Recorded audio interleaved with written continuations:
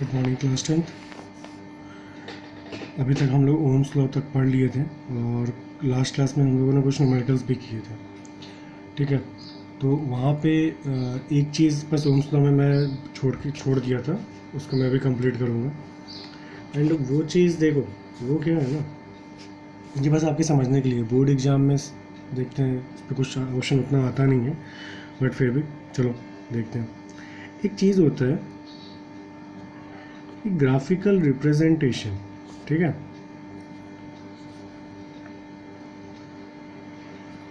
Graphical representation of Ohm's law. Ohm's law, तो graphical representation मतलब something was like ऐसा ही कुछ होगा ना, कुछ ग्राफ तो बनाना पड़ेगा हमें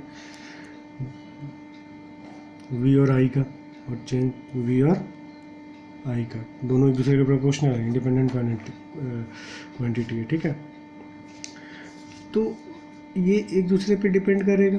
ठीक है, एक ही लो, दूसरे छोड़ो। तो हम ओम्स लॉ में पढ़े क्या है, v is directly proportional to I, मतलब कि अगर v में इंक्रीमेंट हो रहा है मतलब i में भी इंक्रीमेंट हो रहा है। अपन यही पढ़े ना, v is directly proportional to I. तो अभी इसका मतलब क्या है कि जब v बढ़ेगा तब i बढ़ेगा ना। जब जैसे जैसे हम लोग v को इंक्रीज़ करेंगे वैसे वैसे हमारा क्या हो जाएगा, i भी बढ़ेगा। अब जो भी रेशियो में पढ़े हमें नहीं पता है अभी, ठीक है, जो भी रेशियो में पढ़े अभी हमें कुछ नहीं पता है इसके बारे में। तो ये जो है हमारा ग्राफिकल रिप्रेजेंटेशन, ये दो टाइप से होता है, एक ओमिक कंडक्टर और एक नॉन ओमिक कंडक्टर। मतलब एक तो ओमिक कंडक्टर के लिए हो गया और एक non ohmic conductor. Ohmic conductor मतलब क्या होता है कि ऑल मेटल्स, मतलब क्या हो गया, ऑल मेटल्स। ठीक है, और यहाँ पे v is directly proportional to i, मतलब जब जब v बढ़ेगा तब तब i भी बढ़ेगा। ये एकदम पक्का, एकदम 100% श्योर है। तो इसका मतलब मान लो ये, चलो ये 1, ये 2, 4, 6 है, और ये कितना है 1, 2, 3, ऐसे करके ये इंक्रीज़ कर रहा है। मान लो किसी पॉइंट पे ये ऐसे हो जाएगा।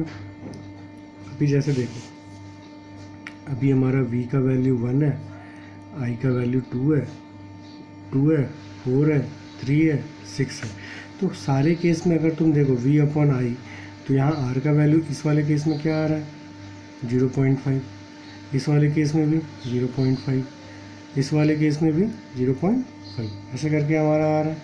ठीक है, मतलब एक कांस्टेंट वैल्यू जा रहा है हमारा, हमेशा तुम देखो एक कांस्टेंट वैल्यू लेके जा रहा है।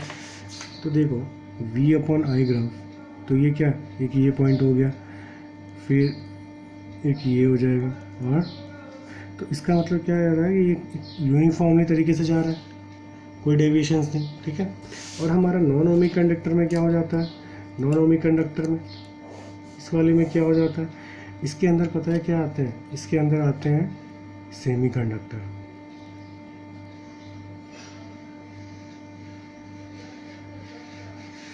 ट्रांजिस्टर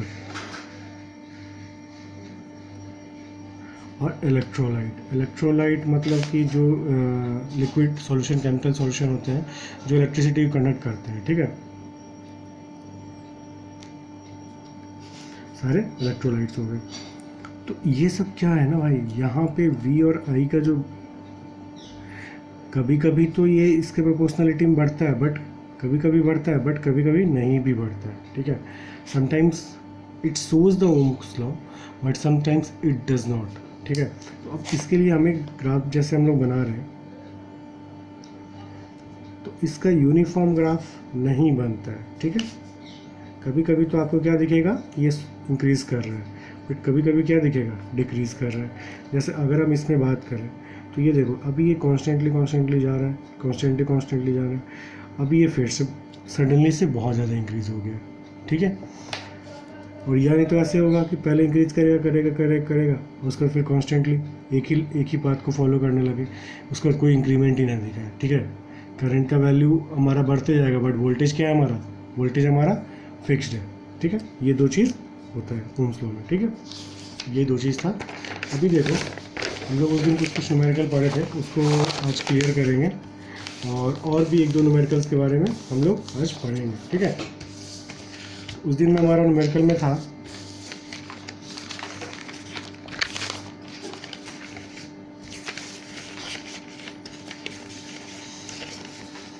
जो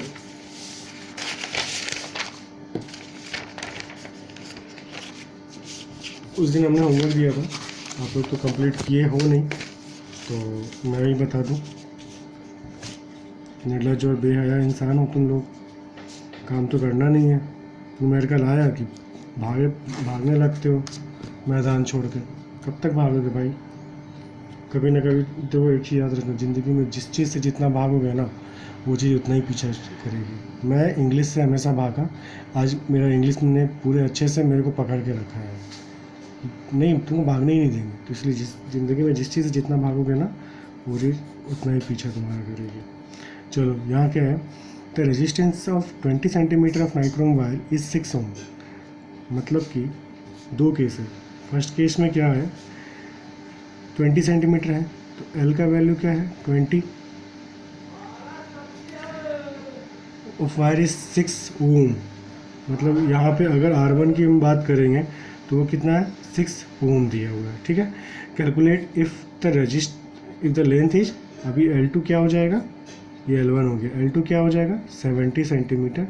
यहाँ पे हमें R2 की वैल्यू फाइंड करनी है। अभी दोनों में एरिया की बात नहीं की है, मतलब एरिया की बात नहीं की है तो हमारा एरिया तो सेम है, मतलब A1 is equal to A2 है, ठीक है। रजिस्टिविटी की भी बात नहीं की है तो मतलब वो भी सेम है, क्योंकि वायर तो सेम है, ये भी हमारा सेम है। अगर हम बात फार्मूला लगाएंगे R1 की, तो ρ1 L1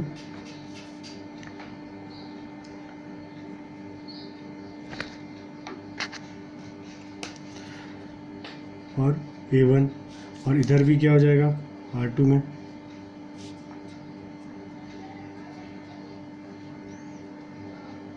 अभी इस दोनों को आप कंपेयर करोगे ना, जैसे इस दोनों को आप कंपेयर करोगे तो क्या होगा, जैसे आप इस दोनों को कंपेयर करोगे ना, ठीक है, तो आपका ये चीज़ देखो,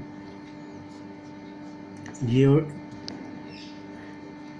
भाई R2 जैसे करते हो आप, ρ1 L1 upon A1, ρ2 L2 upon A2, A2 और A1 सेम है, कट गया, ये कट गया, ठीक है। तो क्या आ जाएगा, R1 upon R2 is equal to L1 upon L2। यहाँ पे R1 की वैल्यू क्या है, 6 है, L1 की वैल्यू क्या है, 20 है, L2 70 है, R2 नहीं पता, तो R2 की वैल्यू क्या हो जाएगी, 21 ओम हो जाएगी, ठीक है। यहाँ तक क्लियर? चलो देख लो भाई अच्छे से, स्क्रीनशॉट वगैरह लेना है तो ले लो। अभी आगे आते हैं, and the next one is, two wire made up of German silver are taken such that the length and area of cross section of the second wire are twice and thrice respectively, ठीक है। मतलब कि length क्या हो रहा है हमारा, length and area, length twice हो गया और एरिया क्या हो गया, थ्राइस हो गया, ठीक है। Respectively those of first wire, पहले वायर कंपेरिजन में, with the resistance of second wire is 12 ohm, find the resistance of first wire. Same to same पहला क्वेश्चन है, कुछ भी डिफरेंसेस नहीं है। ये कैसे पहले लगा लो, यहाँ फर्स्ट वाले के लिए, यहाँ सेकेंड वाले के लिए, दो एक ही वायर है, ठीक है। रेजिस्टिविटी तो दोनों का क्या हो जाएगा, हमारा सेम ही होगा ना, क्योंकि वायर क्या है हमारा, सेम टू सेम है। तो अगर हम ये लिख दें, यहाँ से कोई दिक्कत है, यहाँ L1 की वैल्यू मान लो अभी x है, तो यहाँ L2 की वैल्यू क्या हो जाएगी, क्या बोला ये, ट्वाइस 2x। एरिया की वैल्यू अगर हमारा मान लो कुछ भी y है, तो इसकी वैल्यू क्या हो जाएगी, 2y होगी, सॉरी थ्राइस है, तो ये 3y, ये देखो यहाँ थ्राइस बोला है तो ये 3y हो गया। अब बस लगा दो फार्मूला, काम ख़त्म। R1 क्या हो जाएगा हमारा,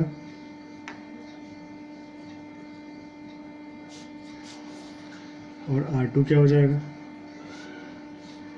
दोनों सेम है तो इज इक्वल टू रो कर दो, रो L2 अपॉन A2, डिवाइड कर लो जैसे उधर पे किया, रो L1 अपॉन A1, रो L2 अपॉन A2, आपको आंसर आ जाएगा, द आंसर इज 18,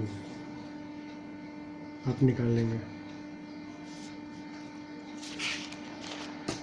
ठीक है, अभी एक और क्वेश्चन था, that question is this, if AB is added through a conducting wire across a battery, the potential difference between one end of a battery, say positive, and one end is 0, ठीक है, same with the other side.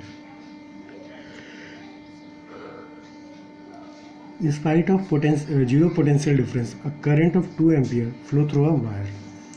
मतलब कि हमारा zero potential difference है फिर भी हमारा current flow कर रहा है, मतलब 2 एम्पियर का करंट हमारा फ्लो कर रहा है। ये देखो, ये है वायर, ये रेजिस्टेंस है, ठीक है। तो अभी हमारा क्या होता है, V is equal to I R होता है, और R क्या होता है हमारा, रो L अपॉन ए। अभी अच्छा एक चीज़ बताओ भाई, अगर हम एरिया का वैल्यू को इंक्रीज़ कर दें, ठीक है, इतना ज़्यादा इंक्रीज़ कर दें कि R की वैल्यू घट जाएगी, और इतना ज़्यादा घट जाएगी कि R बिकम नेग्लिजिबल। जैसे R नेग्लिजिबल हुआ तो R को हम जीरो बोल सकते हैं, ठीक है। तो जैसे R को जीरो बोला, ये जीरो हो गया। अभी देखो, जैसे ये जीरो हो गया तो ये 2 और 0 मतलब V क्या हो गया, जीरो आ गया। यहाँ तक किसी को कोई डाउट नहीं होगा, I hope it is clear to everyone, ठीक है। चलो एक और क्वेश्चन है जो मैंने आज लिख के रखा है, just wait for a second. ये ओम्स लॉ पे बेस्ड क्वेश्चन है, देखो इसमें क्या बोलता है, an electric iron draws a current of 3.4 ampere, ठीक है, from the 220 volt supply line, what the current will this electric iron draw when the connected to 110 volt supply line. मतलब कि जब हमारा 220 के लाइन के साथ कनेक्टेड है तब हमारा 3.4 एम्पियर है, और जब हम इसको 110 के लाइन के साथ कनेक्ट करेंगे तब हमारा क्या इलेक्ट्रिक करंट हो जाएगा। भाई सिंपल सी बात है, लगा दो ओम्स लॉ। ओम्स लॉ क्या बोलता है, ओम्स लॉ बोलता है कि V is equal to I R, R की वैल्यू है नहीं है, तो आर की वैल्यू के लिए क्या है, V अपॉन आई, पहले वाले में 220 बटा 3.4, ये क्या वैल्यू, जीरो हो गया, काटो फटाफट, ठीक है। ये अगर काटोगे तो मैं तो बोलता हूँ छोड़ दो, रहने दो, अभी क्या, दूसरे में तो पुट करना ही है। अभी दूसरे केस की बात करेंगे तो यहाँ पे V क्या, V is equal to I R हो गया, V की वैल्यू क्या दी हुई है 110, I की वैल्यू हमें पता नहीं है, R की वैल्यू भाई 17, एक 10 बच गया यहाँ पे, तो I की वैल्यू क्या हो जाएगी 1.7 एम्पियर हो गया। कुछ भी था नहीं था ना। अभी आप लोगों का होमवर्क है, वो प्रोबेबली सबके पास एस चांद होगा, तो एस चांद में से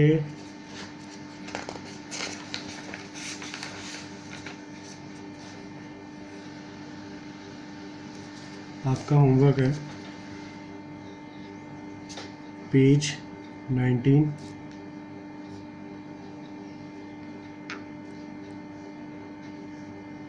क्वेश्चन नंबर 16,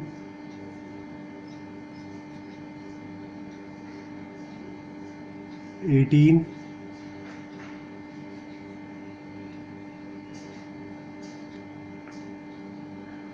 ठीक है, एंड क्वेश्चन नंबर 20 ये बनाना है होमवर्क,